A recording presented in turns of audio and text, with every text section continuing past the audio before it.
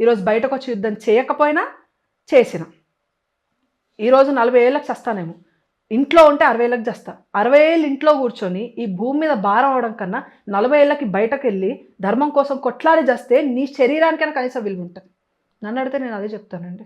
20 సంవత్సరాలు కాదు, నాకు ఇంకో 60 సంవత్సరాలు ఆయుర్దాయం ఉన్నా నాకు అవసరం లేదు. కానీ ఈరోజు ధర్మానికి కష్టం వచ్చింది, వెళ్ళి యుద్ధం చేయాల్సిన అవసరం ఏర్పడింది అని అంటే నా కుటుంబాన్ని, రేపొద్దున నాకు పెళ్ళై పిల్లలు ఉన్న వాళ్ళందరి గురించి ఆలోచించకుండా ధర్మం గురించి కొట్లాడడానికి, నాన్న నేను ఇంకా రాను, మీకు తల్లి లేదు, గోమాతే మీకు తల్లి, భూమాతే మీకు తల్లి అని చెప్పి మరి గడప దాటి యుద్ధానికి వెళ్ళి తిరిగి రాకపోయినా పర్వాలేదండి. ధర్మం కోసం యుద్ధం చెయ్యగలిగే అంత దమ్ము ముందు మీ గుండెల్లో ఉండాలి.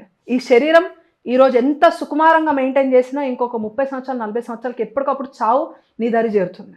కానీ నువ్వు అందరిలాగా చద్దాం అనుకుంటున్నావా, లేకపోతే నువ్వు ధర్మం కోసం కొట్లాడి చేద్దాం అనుకుంటున్నావా, అది నీ చేతిలో ఉన్న ఆయుధం. ఓకే. అంటే